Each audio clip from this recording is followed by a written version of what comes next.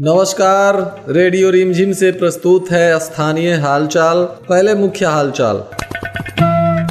कुचायकोट में छिटपुट घटनाओं के साथ मतदान संपन्न, 80 लोगों को लिया गया हिरासत में। असहाय लोगों को ठंड से बचाने के लिए नगर परिषद की तैयारी शुरू। 16 केंद्रों पर गोपालगंज में चल रहा है स्नातक प्रथम खंड की परीक्षा। अब जल्द ही देश में मनाया जाएगा शिक्षक पर्व, सरकार की तैयारी शुरू। मंगलवार से शुरू हो रहा है टीकाकरण का हर घर दस्तक अभियान। स्थानीय हालचाल के इस अंक के साथ मैं अनिकेत मिश्र। अब हालचाल विस्तार से।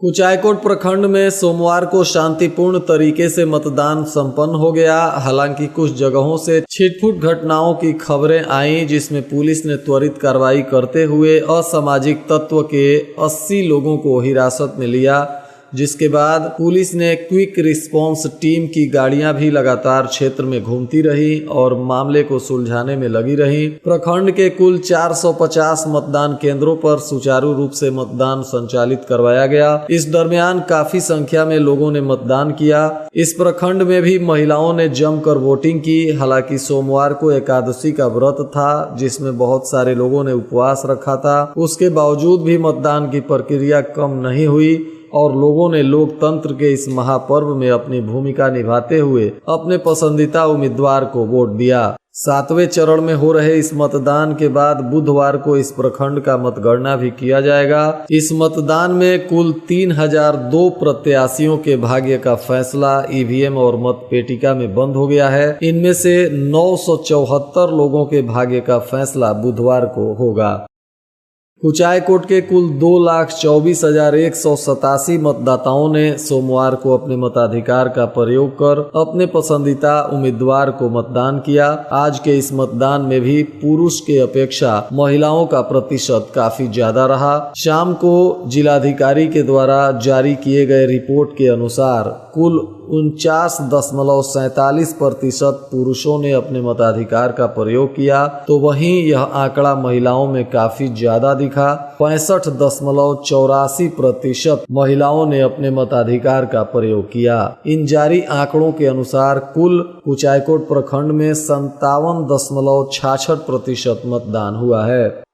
अब शहर में असहाय लोगों को ठंड में फुटपाथ पर रात नहीं गुजारनी होगी। इसके लिए नगर परिषद ने तैयारी शुरू कर दी है और ऐसे लोगों की पहचान कर उनको आश्रय स्थल में रखने की व्यवस्था की जा रही है। इसके लिए शहर के ब्लॉक मोड़ पर आश्रय स्थल का निर्माण किया गया है और नगर परिषद के कर्मी असहाय लोगों की पहचान करने में जुटे हुए हैं, ताकि ऐसे लोगों को चिन्हित कर उनका रेस्क्यू किया जाए और उनको आश्रय स्थल में बिस्तर और ओढ़ना के साथ पूरी व्यवस्था दी जाए तथा खाने पीने की भी व्यवस्था दी जाए। इसके लिए कार्यपालक पदाधिकारी संदीप कुमार और मुख्य पार्षद हरेंद्र कुमार चौधरी के नेतृत्व में नगर परिषद के कर्मी जुट गए हैं। रात्रि में रेलवे स्टेशन, बस स्टैंड और थावे मंदिर परिसर में भी घूमकर कर्मियों के द्वारा लोगों को चिन्हित किया गया है।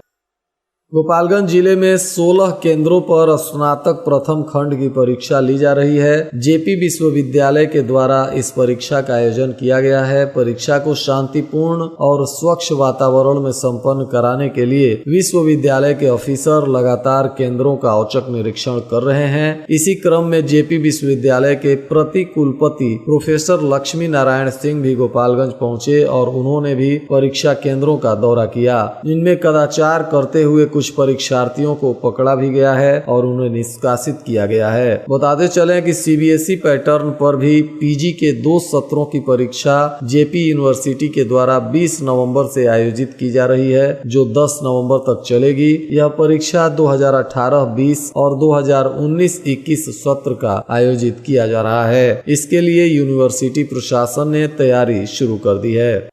भारत सरकार के द्वारा देश में शिक्षक पर्व मनाने का निर्णय लिया गया है। इसके लिए राज्य स्तर पर एक कमेटी का गठन किया जा रहा है और उस कमेटी में सभी जिलों से शिक्षकों को सदस्य बनाया जा रहा है। इस तरह से राष्ट्रीय स्तर तक गठन करने के बाद पूरे देश में शिक्षक पर्व मनाने की शुरुआत की जाएगी, जिसमें शिक्षकों को नवीन शिक्षा प्रणाली से अवगत कराया जाएगा और शिक्षा व्यवस्था को और उच्च स्तरीय बनाने के लिए यह कमेटी कार्य करेगी। इसके लिए जिला स्तर पर भी शिक्षकों का चुनाव शुरू हो जाएगा। सरकार ने पत्र के माध्यम से शिक्षा विभाग को निर्देश जारी कर दिया है।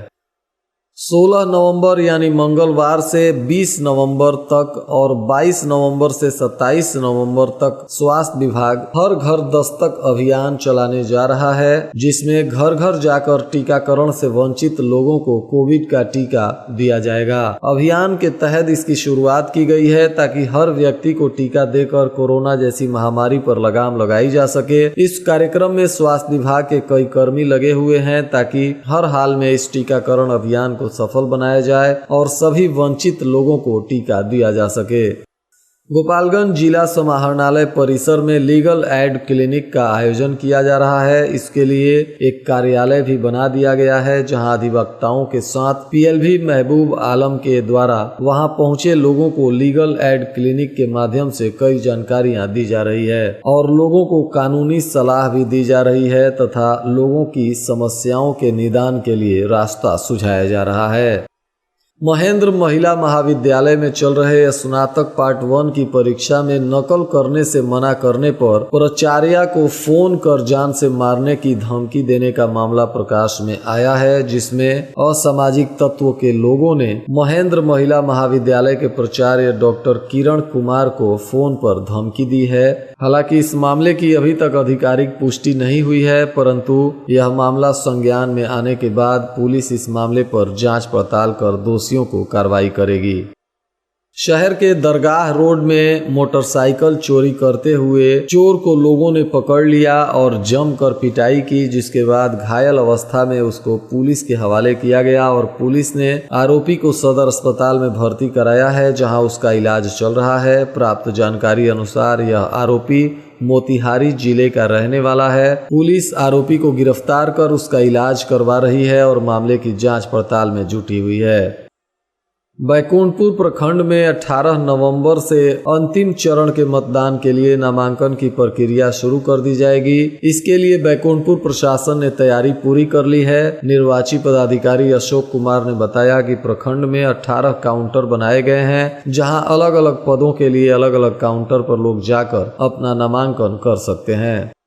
कोरोना से जंग जीतने वाले शुगर के मरीज काफी परेशान हैं। दरअसल कई महीने बीत जाने के बाद भी ऐसे मरीजों को थकान की समस्या अभी तक समाप्त नहीं हुई है। गोपालगंज में शुगर के मरीजों में महिलाओं की भी संख्या काफी बढ़ गई है। एक सर्वे के मुताबिक 8% से ज्यादा महिलाएं भी शुगर से पीड़ित हैं। विगत 5 वर्षों के अंदर शुगर के मरीजों की संख्या 2.5 गुना ज्यादा बढ़ गई है। यदि किसी के वजन में कमी आ रही है, अधिक भूख और अधिक प्यास तथा पेशाब ज्यादा लगता है, तो ऐसे लोगों को शुगर का लक्षण हो सकता है। यदि थकान होता है, पिंडलियों में दर्द होता है, घाव भरने में काफी देरी हो रही है, हाथ पैर में झुनझुनाहट या सूनापन या फिर जलन हो रहा है, तो ऐसे लोगों को शुगर की जांच करा लेनी चाहिए। शुगर के मरीजों को मीठा कम खाना चाहिए तथा रिफाइंड कार्बोहाइड्रेट वाला भोजन भी करने से परहेज करना चाहिए। शुगर के मरीजों को एक्सरसाइज करनी चाहिए, सुबह शाम टहलना चाहिए, धूम्रपान और अल्कोहल से भी परहेज करना चाहिए।